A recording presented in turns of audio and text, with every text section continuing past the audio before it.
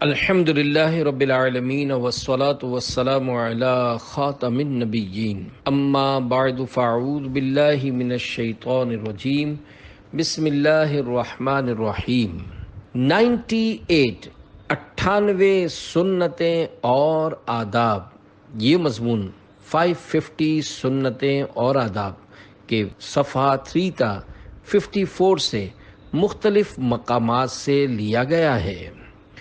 دعائے عطار، یا رب المصطفیٰ، جو کوئی 21 صفحات کا رسالہ 98 سنتیں اور آداب پڑھ یا سن لے، اسے سنتوں کی چلتی پھرتی تصویر بنا اور اسے اور اس کی آنے والی نسلوں کو بھی سچا عاشق رسول بنا۔ آمین بجاہ خاتم النبیین صلی اللہ علیہ وآلہ وسلم۔ عرفان مدنی ٹی وی کے ناظرین کے لیے خوشخبری ہے کہ عرفان مدنی ٹی وی کے ساتھ 2 نیو یوٹیوب چینلز کا آغاز کر دیا گیا ہے۔ سب سے پہلے آپ یوٹیوب پر سرچ کر لیں عرفان مدنی ٹی وی۔ جیسے ہی چینل کا نیم سامنے آئے اس پہ کلک کریں، پھر تھوڑا سا سکرول کریں، وہاں آپ کو میرے 2 نیو فیچرڈ چینلز نظر آئیں گے۔ ایک کا نیم ہے عرفان قرآن وائس اور دوسرے کا نیم ہے مدنی مسائل بائی عرفان۔ عرفان قرآن وائس میں ہم آپ کی خدمت میں لے کر آئے ہیں قرآن پاک کی تلاوت، ترجمہ اور تفسیر صراط الجنان، جس میں آپ کو حاجی عبدالحبیب عطاری کی وائس میں قرآن پاک کی تفسیر سننے کو ملے گی۔ یہ چینل صرف اللہ پاک کی رضا کے لیے بنایا گیا ہے تاکہ آپ کا رشتہ قرآن پاک سے مضبوط ہو سکے۔ سیکنڈ چینل کا نیم ہے مدنی مسائل بائی عرفان۔ اس چینل پہ آپ کو ملیں گے دعوت اسلامی کے دارالفتاء اہل سنت سے لیے گئے اسلامی سوال جواب اور ایسے اسلامک رسالات جس میں امیر اہل سنت کی جانب سے اسلامک سوال جواب بتائے گئے ہیں۔ میری آپ سب سے محبت بری گزارش ہے کہ ان دونوں چینلز کو اوپن کریں، ویڈیوز دیکھیں اور لازمی سبسکرائب کریں۔ آپ کا سپورٹ میرے لیے صرف مدد نہیں، ایک روحانی تعلق کا اظہار ہے۔ اللہ پاک ہم سب کو دنیا اور آخرت کی بھلائیاں نصیب فرمائے۔ دعاؤں میں یاد رکھیے گا۔ درود شریف کی فضیلت، فرمانے آخری نبی صلی اللہ علیہ وآلہ وسلم، قیامت کے روز اللہ پاک کے عرش کے سوا کوئی سایہ نہیں ہوگا، 3 شخص اللہ کے عرش کے سائے میں ہوں گے۔ عرض کی گئی، یا رسول اللہ صلی اللہ علیہ وآلہ وسلم، وہ کون لوگ ہوں گے؟ ارشاد فرمایا، ایک وہ شخص جو میرے امتی کی پریشانی دور کرے، دوسرا میری سنت کو زندہ کرنے والا، تیسرا مجھ پر کثرت سے درود شریف پڑھنے والا۔ راہ مدینہ کا مسافر کے 15 حروف کی نسبت سے چلنے کے بارے میں 15 سنتیں اور آداب۔ نمبر 1، پارہ 15 سورہ بنی اسرائیل آیت 37 میں ارشاد رب العباد ہے، وَلَا تَمْشِ فِي الْأَرْضِ مَرَحًا إِنَّكَ لَن تَخْرِقَ الْأَرْضَ وَلَن تَبْلُغَ الْجِبَالَ طُولًا۔ ترجمہ کنز الایمان، اور زمین میں اتراتا نہ چل، بے شک تو ہرگز زمین نہ چیر ڈالے گا اور ہرگز بلندی میں پہاڑوں کو نہ پہنچے گا۔ نمبر 2، بارِ شریعت جلد 3 صفحہ 435 پر فرمان مصطفیٰ صلی اللہ علیہ وآلہ وسلم ہے، ایک شخص 2 چادریں اوڑے ہوئے اترا کر یعنی اکڑتا ہوا چل رہا تھا اور گھمنڈ یعنی تکبر میں تھا، وہ زمین میں دھسا دیا گیا، وہ قیامت تک دھستا ہی جائے گا۔ نمبر 3، سرور کائنات صلی اللہ علیہ وآلہ وسلم بسا اوقات چلتے ہوئے اپنے کسی صحابی رضی اللہ عنہ کا ہاتھ اپنے مبارک ہاتھ سے پکڑ لیتے۔ نمبر 4، رسول اکرم صلی اللہ علیہ وآلہ وسلم چلتے تو کسی قدر آگے جھک کر چلتے، گویا کہ آپ بلندی سے اتر رہے ہیں۔ نمبر 5، گلے میں سونے یا کسی بھی دھات یعنی میٹل کی چین ڈالے، لوگوں کو دکھانے کے لیے گریبان کھول کر اکڑتے ہوئے ہرگز نہ چلیں کہ یہ احمقوں، مغروروں اور فاسقوں کی چال ہے۔ گلے میں سونے کی چین یا بریسلیٹ پہننا مرد کے لیے حرام اور دیگر دھاتوں یعنی میٹلز کی بھی ناجائز ہے۔ نمبر 6، اگر کوئی رکاوٹ نہ ہو تو راستے کے کنارے کنارے درمیانی رفتار سے چلیے، نہ اتنا تیز کہ لوگوں کی نگاہیں آپ کی طرف اٹھیں کہ دوڑے دوڑے کہاں جا رہا ہے، اور نہ اتنا آہستہ کہ دیکھنے والے کو آپ بیمار لگیں۔ امرد یعنی وہ نوجوان لڑکا جس کی داڑھی مونچھ نہ نکلی ہو یا خوبصورت نوجوان لڑکے کا ہاتھ نہ پکڑیں۔ شہوت کے ساتھ کسی بھی مرد کا ہاتھ پکڑنا یا مصافحہ کرنا یعنی ہاتھ ملانا یا گلے ملنا حرام اور جہنم میں لے جانے والا کام ہے۔ نمبر 7، راہ چلنے میں پریشان نظری یعنی بلا ضرورت ادھر ادھر دیکھنا سنت نہیں، نیچی نظریں کیے پروقار طریقے پر چلیے۔ حکایت، حضرت سیدنا حسان بن ابی سنان رحمۃ اللہ علیہ نماز عید کے لیے گئے۔ جب واپس گھر تشریف لائے تو اہلیہ یعنی بیوی صاحبہ کہنے لگیں، آج کتنی عورتیں دیکھیں؟ آپ رحمۃ اللہ علیہ خاموش رہے۔ جب اس نے زیادہ اصرار کیا تو فرمایا، گھر سے نکلنے سے لے کر تمہارے پاس واپس آنے تک اپنے پاؤں کے انگوٹھوں کی طرف دیکھتا رہا۔ سبحان اللہ! اللہ والے راہ چلتے ہوئے بلا ضرورت ادھر ادھر دیکھنے سے بچنے کی کوشش کرتے ہیں کہ مبادا یعنی ایسا نہ ہو کہ شرعاً جس کی اجازت نہیں اس پر نظر پڑ جائے۔ یہ ان بزرگ رحمت اللہ علیہ کا تقویٰ تھا۔ مسئلہ یہ ہے کہ کسی عورت پر خود بخود نظر پڑ بھی جائے اور فوراً ہٹا لے تو گناہگار نہیں۔ نمبر 8، کسی کے گھر کی بالکنی یا کھڑکی کی طرف بلا ضرورت نظر اٹھا کر دیکھنا مناسب نہیں۔ نمبر 9، چلنے یا سیڑھی چڑھنے اترنے میں یہ احتیاط کیجیے کہ جوتوں کی آواز پیدا نہ ہو۔ نمبر 10، راستے میں دو عورتیں کھڑی ہوں یا جا رہی ہوں تو ان کے بیچ میں سے نہ گزریں، کہ حدیث پاک میں اس کی ممانعت آئی ہے۔ 11، راہ چلتے ہوئے کھڑے بلکہ بیٹھے ہونے کی صورت میں بھی لوگوں کے سامنے تھوکنا، ناک سنکنا، ناک میں انگلی ڈالنا، کان کھجاتے رہنا، بدن کا میل انگلیوں سے چھڑانا، پردے کی جگہ کھجانا وغیرہ تہذیب کے خلاف ہے۔ 12، بعض لوگوں کی عادت ہوتی ہے کہ راہ چلتے ہوئے جو چیز بھی آڑے آئے اسے لاتے مارتے جاتے ہیں۔ یہ قطعاً غیر مہذب طریقہ ہے۔ اس طرح پاؤں زخمی ہونے کا بھی اندیشہ رہتا ہے۔ نیز اخبارات یا لکھائی والے ڈبوں، پیکٹوں اور منرل واٹر کی لیبل والی خالی بوتلوں وغیرہ پر لات مارنا بے ادبی بھی ہے۔ 13، پیدل چلنے میں گاڑیوں کی آمد و رفت کے موقع پر سڑک پار کرنے کے لیے میسر ہو تو زیبرا کراسنگ یا اوور ہیڈ پل استعمال کیجیے۔ 14، جس سمت سے گاڑیاں آ رہی ہوں اس طرف دیکھ کر ہی سڑک عبور کیجیے۔ اگر آپ بھی سڑک پر ہوں اور گاڑی آ رہی ہو تو بھاگ پڑنے کے بجائے موقع کی مناسبت سے وہیں کھڑے رہ جائیے کہ اس میں حفاظت زیادہ ہے۔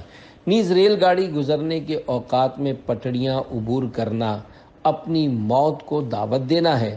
ریل گاڑی کو کافی دور سمجھ کر گزرنے والے کو جلدی یا بے خیالی میں کسی تار وغیرہ میں پاؤں الجھ جانے کی صورت میں گرنے اور اوپر سے ریل گاڑی گزر جانے کے خطرے کو پیش نظر رکھنا چاہیے۔ نیز بعض جگہیں ایسی ہوتی ہیں جہاں پٹڑی سے گزرنا ہی خلاف قانون ہوتا ہے، خصوصاً اسٹیشنوں پر۔ ان قوانین پر عمل کیجیے۔ 15، عبادت پر قوت حاصل کرنے کی نیت سے حتی الامکان روزانہ پون گھنٹہ ذکر و درود کے ساتھ پیدل چلیے۔ انشاءاللہ الکریم صحت اچھی رہے گی۔ چلنے کا بہتر طریقہ یہ ہے کہ شروع میں 15 منٹ تیز قدم، پھر 15 منٹ درمیانہ، آخر میں 15 منٹ پھر تیز قدم چلیے۔ اس طرح چلنے سے سارے جسم کو ورزش ملے گی، نظام انہضام یعنی ہاضمہ درست رہے گا، ریح، گیس، قبض، موٹاپا، دل کے امراض اور دیگر کئی بیماریوں سے بھی انشاء اللہ الکریم حفاظت ہوگی۔ سنت سیکھنے کے لیے مکتبۃ المدینہ کی بحر شریعت جلد 3 سے حصہ 16 اور 120 صفحات کی کتاب سنتیں اور آداب خرید فرمائیے اور پڑھیے۔ سنتیں سیکھنے کا ایک ذریعہ دعوت اسلامی کے مدنی قافلوں میں عاشقان رسول کے ساتھ سنتوں بھرا سفر بھی ہے۔ لوٹنے رحمتیں قافلے میں چلو، سیکھنے سنتیں قافلے میں چلو، ہوں گی حل مشکلیں قافلے میں چلو، ختم ہوں شامتیں قافلے میں چلو۔ صلو علی الحبیب صلی اللہ علی محمد۔ جوتے پہننے کے 7 آداب۔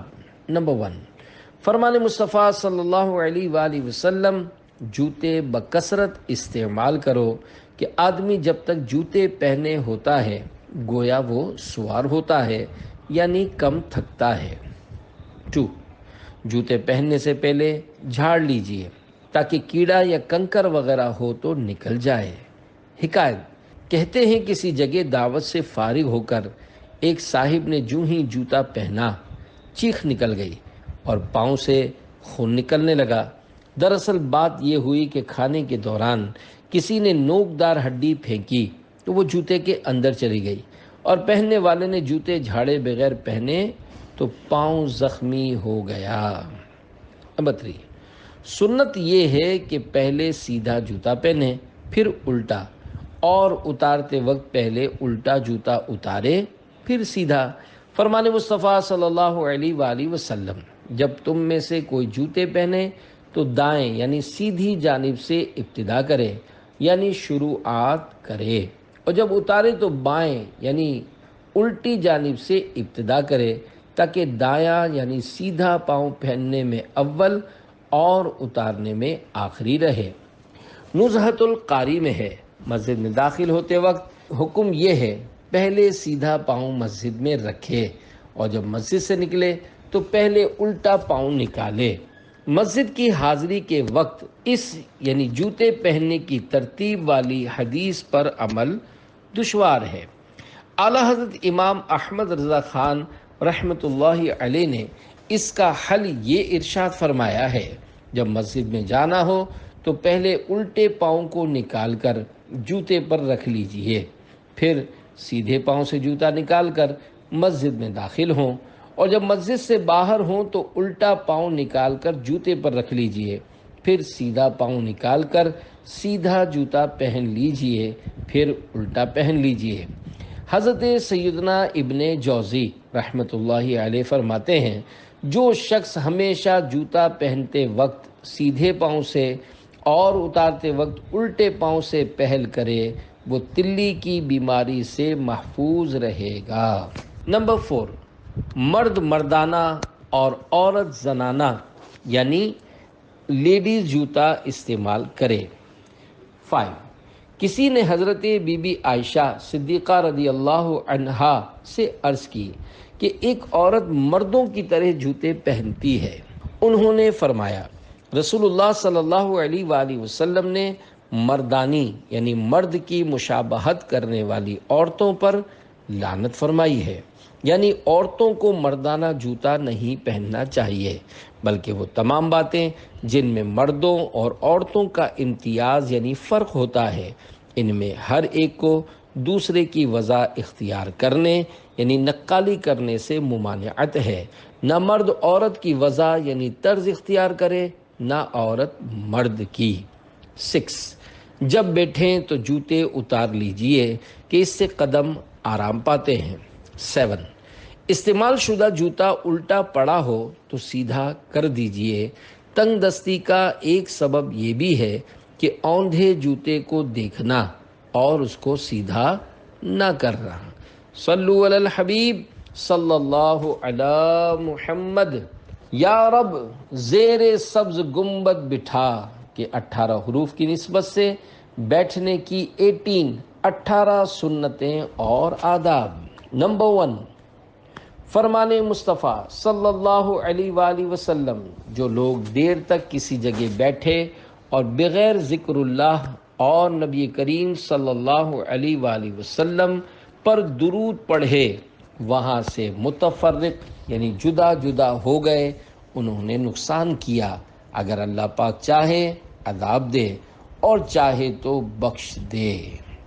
نمبر 2، حضرت سیدنا ابن عمر رضی اللہ عنہما فرماتے ہیں کہ میں نے سرکار دو عالم صلی اللہ علیہ وآلہ وسلم کو کعبہ شریف کے صحن میں احتبا کی صورت میں تشریف فرما دیکھا۔ نمبر 3، احتبا کا مطلب یہ ہے کہ آدمی سرین کے بل بیٹھے اور اپنی دونوں پنڈلیوں کو دونوں ہاتھوں کے حلقے میں لے لے۔ اس قسم کا بیٹھنا تواضع یعنی عاجزی و انکساری میں شمار ہوتا ہے۔ 4، اس دوران بلکہ جب بھی بیٹھیں پردے کی جگہوں کی کیفیت نظر نہیں آنی چاہیے، لہذا پردے میں پردہ کے لیے گھٹنوں سے قدموں تک چادر ڈال لی جائے۔ اگر کرتا سنت کے مطابق آدھی پنڈلی تک ہو تو اس کے دامن سے بھی پردے میں پردہ کیا جا سکتا ہے۔ نمبر 5، حضور پر نور صلی اللہ علیہ وآلہ وسلم جب نماز فجر پڑھ لیتے 4 زانوں یعنی چوکڑی مار کر بیٹھے رہتے یہاں تک کہ سورج اچھی طرح طلوع ہو جاتا۔ 6، جامع کرامات اولیاء جلد اول کے صفحہ 67 پر ہے، امام یوسف نبہانی رحمۃ اللہ علیہ کی 2 زانوں یعنی جس طرح نماز میں التحیات میں بیٹھتے ہیں اس طرح بیٹھنے کی عادت کریمہ تھی۔ 7، نماز کے باہر یعنی علاوہ بھی 2 زانوں بیٹھنا افضل ہے۔ نمبر 8، فرمان مصطفیٰ صلی اللہ علیہ وآلہ وسلم ہے، مجالس یعنی دوسروں کی موجودگی میں سب سے مکرم یعنی عزت والی مجلس یعنی بیٹھنا وہ ہے جس میں قبلے کی طرف منہ کیا جائے۔ 9، حضرت سیدنا عبداللہ بن عمر رضی اللہ عنہما اکثر قبلے کو منہ کر کے بیٹھتے تھے۔ 10، مبلغ اور مدرس کے لیے دوران بیان و تدریس سنت یہ ہے کہ پیٹھ قبلے کی طرف رکھیں تاکہ ان سے علم کی باتیں سننے والوں کا رخ جانب قبلہ ہو سکے۔ چنانچہ حضرت سیدنا علامہ حافظ سخاوی رحمۃ اللہ علیہ فرماتے ہیں، نبی کریم صلی اللہ علیہ وآلہ وسلم قبلے کو اس لیے پیٹھ فرمایا کرتے تھے کہ آپ صلی اللہ علیہ وآلہ وسلم جنہیں علم سکھا رہے ہیں یا واعظ فرما رہے ہیں ان کا رخ قبلے کی طرف رہے۔ 11، حضور انور صلی اللہ علیہ وآلہ وسلم کبھی کسی مجلس یعنی بیٹھک میں کسی کی طرف پاؤں پھیلا کر نہیں بیٹھتے تھے، نہ اولاد کی طرف، نہ ازواج کی طرف، نہ غلاموں خادموں کی طرف۔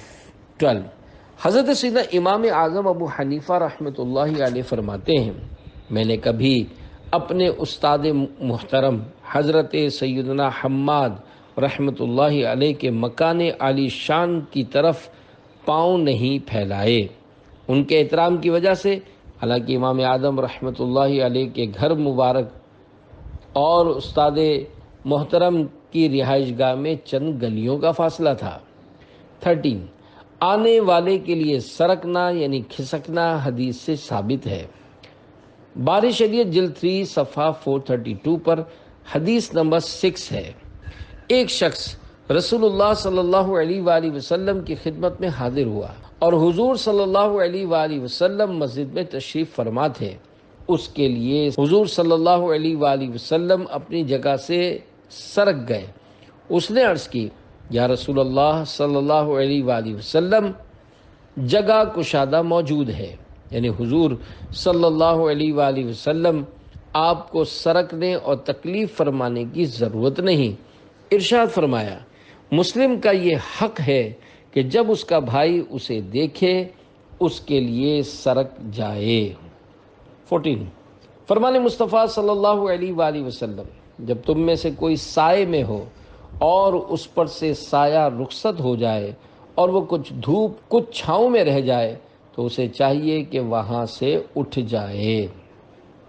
15، میرے آقا اعلی حضرت امام احمد رضا خان رحمۃ اللہ علیہ لکھتے ہیں، پیر و استاذ کے بیٹھنے کی جگہ پر ان کی غیر موجودگی میں بھی نہ بیٹھے۔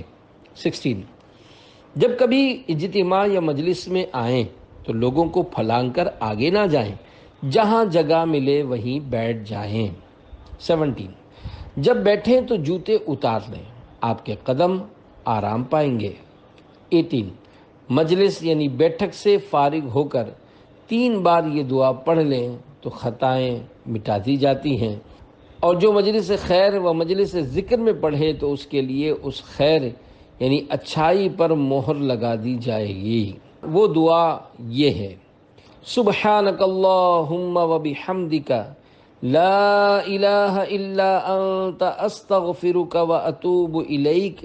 ترجمہ، تیری ذات پاک ہے اور اے اللہ پاک، تیرے ہی لیے تمام خوبیاں ہیں، تیرے سوا کوئی معبود نہیں، تجھ سے بخشش چاہتا ہوں اور تیری طرف توبہ کرتا ہوں۔ صلو علی الحبیب صلی اللہ علی محمد۔ مدینے کی حاضری کے 12 حروف کی نسبت سے گھر میں آنے جانے کی 12 سنتیں اور آداب۔ نمبر 1، جب گھر سے باہر نکلیں تو یہ دعا پڑھیے، بسم اللہ توکلت علی اللہ لا حول ولا قوت الا باللہ۔ ترجمہ، اللہ پاک کے نام سے میں نے اللہ پاک پر بھروسہ کیا، اللہ پاک کے بغیر نہ طاقت ہے نہ قوت۔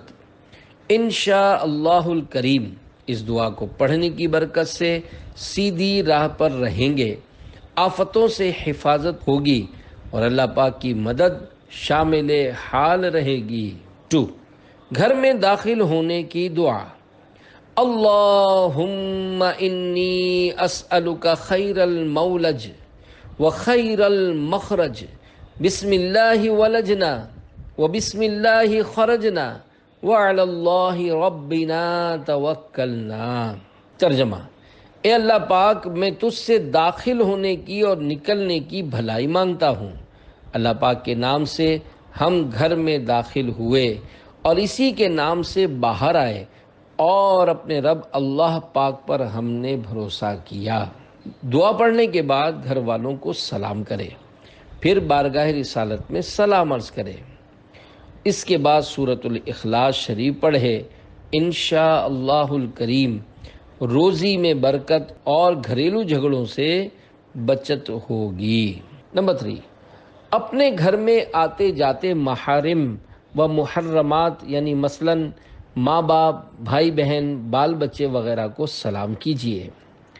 نمبر 4، اللہ پاک کا نام لیے بغیر مثلاً بسم اللہ کہے بغیر جو گھر میں داخل ہوتا ہے، شیطان بھی اس کے ساتھ داخل ہو جاتا ہے۔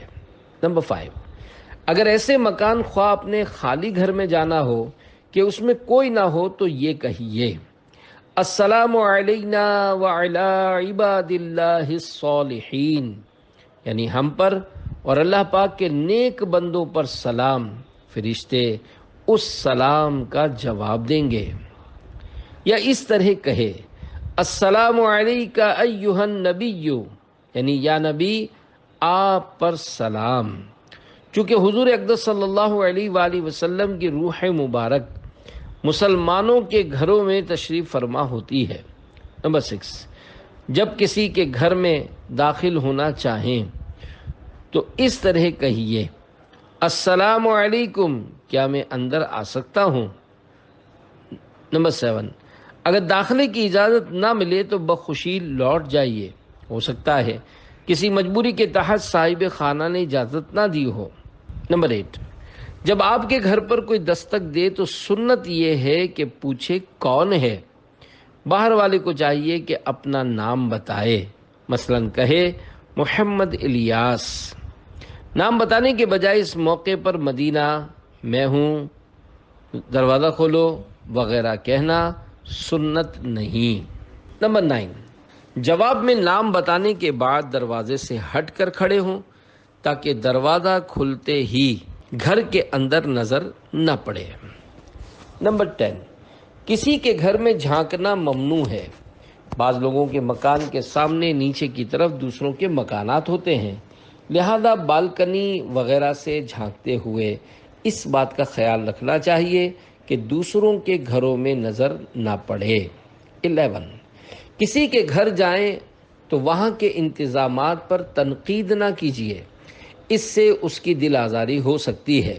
12، واپسی پر اہل خانہ کے حق میں دعا بھی کیجیے اور شکریہ بھی ادا کیجیے اور سلام بھی، اور ہو سکے تو کوئی سنتوں بھرا رسالہ وغیرہ بھی تحفتاً پیش کیجیے۔ شان امام اعظم ابو حنیفہ کے 19 حروف کی نسبت سے تیل ڈالنے اور کنگھی کرنے کے 19 سنتیں اور آداب۔ نمبر 1، حضرت سیدنا انس رضی اللہ عنہ فرماتے ہیں کہ اللہ پاک کے محبوب صلی اللہ علیہ وآلہ وسلم سر اقدس میں اکثر تیل لگاتے اور داڑھی مبارک میں کنگھی کرتے اور اکثر سر مبارک پر کپڑا یعنی سربند شریف رکھتے تھے، یہاں تک کہ وہ کپڑا تیل سے تر ہو جاتا۔ معلوم ہوا سربند کا استعمال سنت ہے۔ اسلامی بھائیوں کو چاہیے کہ جب بھی سر میں تیل ڈالیں ایک چھوٹا سا کپڑا بھی باندھ لیا کریں۔ انشاءاللہ الکریم ٹوپی اور امامہ شریف تیل کی آلودگی سے کافی حد تک محفوظ رہیں گے۔ الحمدللہ سگے مدینہ عفیان کا برسا برس سے بنیت سنت سربند استعمال کرنے کا معمول ہے۔ اعلیٰ حضرت رحمۃ اللہ علیہ فرماتے ہیں، تیل کی بوندیں ٹپکتی نہیں بالوں سے رضا، صبح عارض پہ لٹاتے ہیں ستارے گیسو، صلو علی الحبیب صلی اللہ علی محمد۔ نمبر 2، فرمان مصطفیٰ صلی اللہ علیہ وآلہ وسلم، جس کے بال ہوں وہ ان کا احترام کرے، یعنی انہیں دھوئے، تیل لگائے اور کنگھی کرے۔ سر اور داڑھی کے بال صابن وغیرہ سے دھونے کا جن کا معمول نہیں، ان کے بالوں میں اکثر بدبو ہو جاتی ہے۔ خود کو اگر بدبو نہ آتی ہو تو دوسروں کو آتی ہے۔ منہ، بالوں، بدن اور لباس وغیرہ سے بدبو آتی ہو، اس حال میں مسجد کا داخلہ حرام ہے کہ اس سے لوگوں اور فرشتوں کو ایذا ہوتی ہے۔ ہاں، بدبو ہو مگر چھپی ہوئی ہو، جیسے بغل کی بدبو، تو اس میں حرج نہیں۔ نمبر 3، حضرت سیدنا نافع رضی اللہ عنہ سے روایت ہے کہ حضرت سیدنا ابن عمر رضی اللہ عنہما دن میں 2 مرتبہ تیل لگاتے تھے۔ بالوں میں تیل کا بکثرت استعمال خصوصاً اہل علم حضرات کے لیے مفید ہے کہ اس سے سر میں خشکی نہیں ہوتی، دماغ تر اور حافظہ قوی ہوتا ہے۔ 4، فرمان مصطفیٰ صلی اللہ علیہ وآلہ وسلم، جب تم میں سے کوئی تیل لگائے تو بھووں یعنی ابروؤں سے شروع کرے، اس سے سر کا درد دور ہوتا ہے۔ 5، مکی مدنی مصطفیٰ صلی اللہ علیہ وآلہ وسلم جب تیل استعمال فرماتے تو پہلے اپنی الٹی ہتھیلی پر تیل ڈال لیتے، پھر پہلے دونوں ابروؤں پر، پھر دونوں آنکھوں پر اور پھر سر مبارک پر تیل لگاتے تھے۔ 6، طبرانی کی روایت میں ہے، سرکار نامدار مدینے کے تاجدار صلی اللہ علیہ وآلہ وسلم جب داڑھی مبارک کو تیل لگاتے تو انفقہ یعنی نچلے ہونٹ اور ٹھوڑی کے درمیانی بالوں سے ابتدا فرماتے۔ 7، داڑھی میں کنگھی کرنا سنت ہے۔ 8، بغیر بسم اللہ پڑھے تیل لگانا اور بال پراگندہ یعنی بکھرے ہوئے رکھنا خلاف سنت ہے۔ 9، حدیث پاک میں ہے، جو بغیر بسم اللہ پڑھے تیل لگائے تو 70 شیاطین اس کے ساتھ شریک ہو جاتے ہیں۔ 10، حضرت سیدنا امام محمد بن محمد غزالی رحمۃ اللہ علیہ نقل کرتے ہیں، حضرت سیدنا ابو ہریرہ رضی اللہ عنہ فرماتے ہیں، ایک مرتبہ مومن کے شیطان اور کافر کے شیطان میں ملاقات ہوئی۔ کافر کا شیطان خوب موٹا تازہ اور اچھے لباس میں تھا، جبکہ مومن کا شیطان دبلا پتلا پراگندہ یعنی بکھرے ہوئے بالوں والا، اور برہنہ یعنی ننگا تھا۔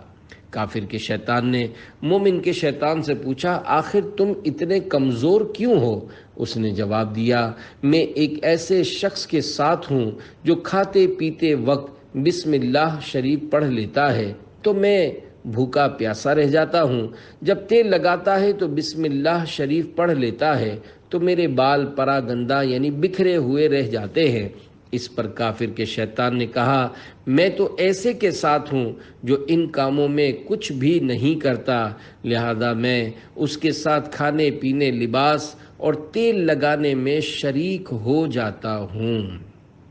11 تیل ڈالنے سے قبل بسم اللہ الرحمن الرحیم پڑھ کر الٹے ہاتھ کی ہتھیلی میں تھوڑا سا تیل ڈالیے، پھر پہلے سیدھی آنکھ کے ابرو پر تیل لگائیے، پھر الٹی کے، اس کے بعد سیدھی آنکھ کی پلک پر، پھر الٹی پر۔ اب سر میں تیل ڈالیے اور داڑھی کو تیل لگائیں تو نچلے ہونٹ اور ٹھوڑی کے درمیانی بالوں سے آغاز کیجیے۔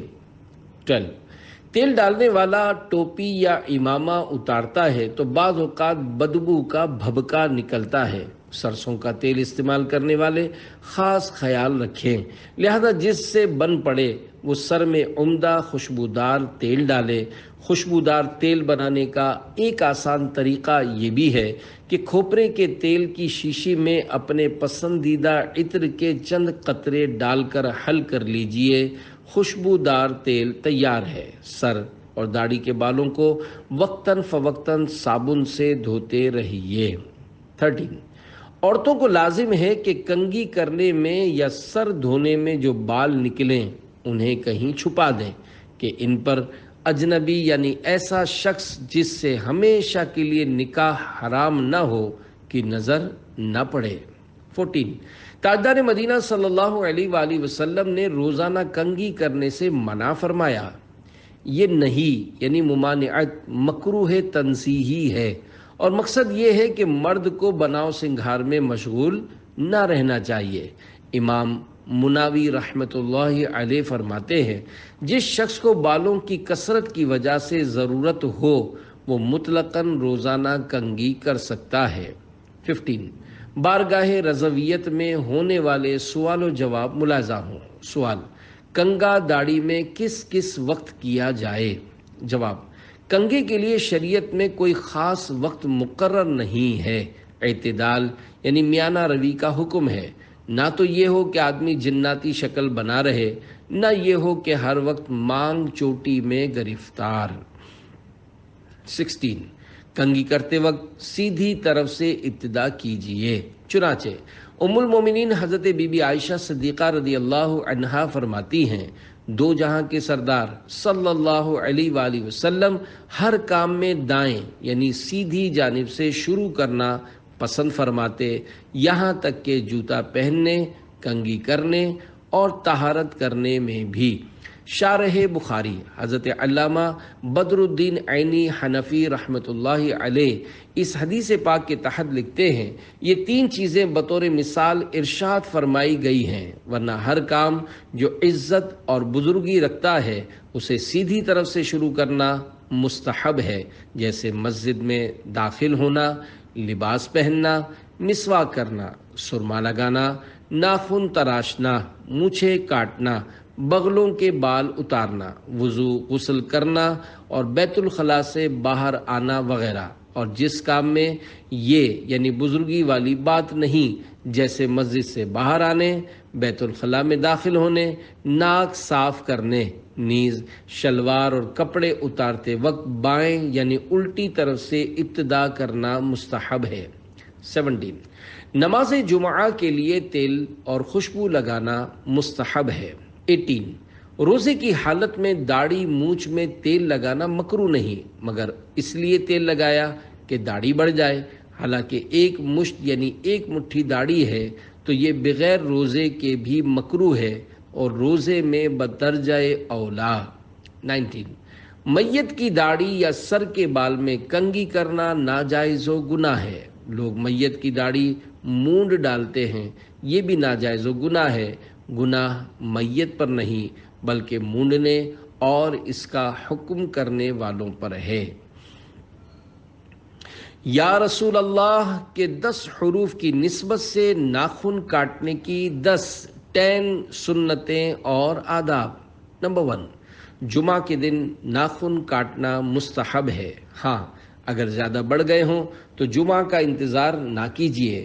روایت میں ہے جو جمعہ کے روز ناخن ترشوائے یعنی کاٹے، اللہ پاک اس کو دوسرے جمعے تک بلاؤں سے محفوظ رکھے گا، اور 3 دن زائد یعنی 10 دن تک۔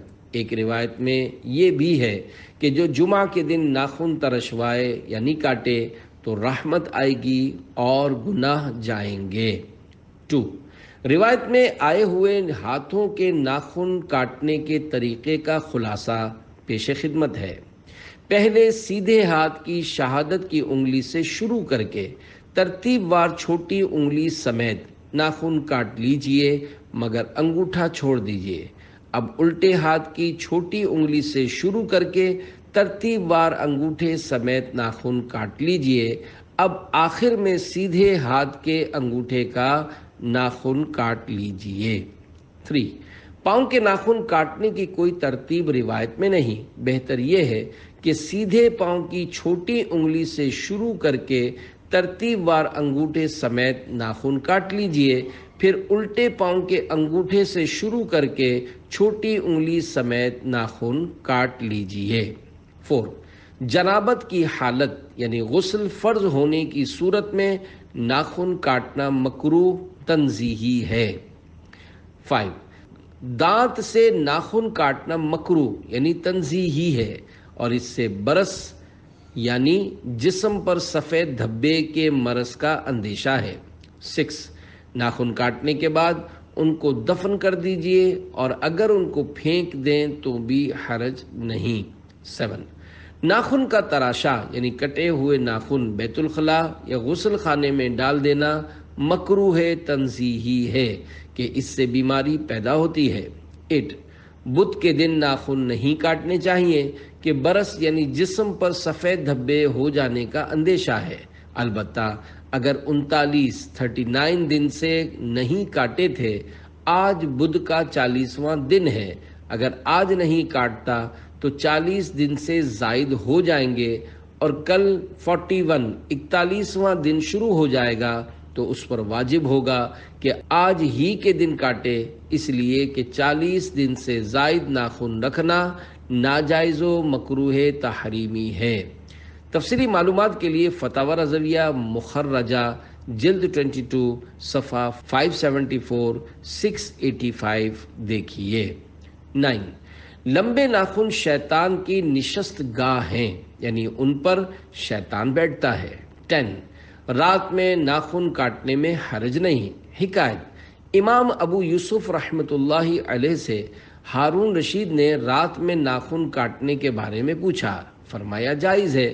ہارون رشید نے کہا اس پر کیا دلیل ہے؟ فرمایا حدیث پاک میں ہے الخیر لا یؤخر، یعنی بھلائی کے کام میں تاخیر نہ کی جائے۔ صلو علی الحبیب صلی اللہ علی محمد۔ سنتوں بھرا لباس پہنو کہ 17 حروف کی نسبت سے لباس کے بارے میں 17 سنتیں اور آداب۔ 3 فرامین مصطفیٰ صلی اللہ علیہ وآلہ وسلم۔ نمبر 1، جن کی آنکھوں اور لوگوں کے ستر کے درمیان پردہ یہ ہے کہ جب کوئی کپڑے اتارے تو بسم اللہ کہہ لے۔ حضرت مفتی احمد یار خان رحمۃ اللہ علیہ فرماتے ہیں، جیسے دیوار اور پردے لوگوں کی نگاہ کے لیے آڑ بنتے ہیں، ایسے ہی یہ اللہ پاک کا ذکر جنات کی نگاہوں سے آڑ بنے گا کہ جنات اس یعنی شرم گاہ کو دیکھ نہ سکیں گے۔ 2، جو شخص کپڑا پہنے اور یہ پڑھے الحمدللہ الذی کسانی ھذا ورزقنیہ من غیر حول منی ولا قوہ۔ ترجمہ، تمام تعریفیں اللہ پاک کے لیے جس نے مجھے یہ کپڑا پہنایا اور میری طاقت و قوت کے بغیر مجھے عطا فرمایا، تو اس کے اگلے پچھلے گناہ معاف ہو جائیں گے۔ 3، جو باوجود قدرت زیب و زینت کا یعنی خوبصورت لباس پہننا تواضع یعنی عاجزی کے طور پر چھوڑ دے، اللہ پاک اس کو کرامت کا حلہ یعنی جنتی لباس پہنائے گا۔ 4، مالدار اگر اللہ پاک کی نعمت کے اظہار کی نیت سے شرعی خرابی سے پاک عمدہ لباس پہنے تو ثواب کا حقدار ہے۔ 5، سرکار دو عالم صلی اللہ علیہ وآلہ وسلم کا مبارک لباس اکثر سفید کپڑے کا ہوتا۔ 6، فرمان مصطفیٰ صلی اللہ علیہ وآلہ وسلم سب میں اچھے وہ کپڑے جنہیں پہن کر تم خدا کی زیارت قبروں اور مسجدوں میں کرو سفید ہیں، یعنی سفید کپڑوں میں نماز پڑھنا اور مردے کفنانا اچھا ہے۔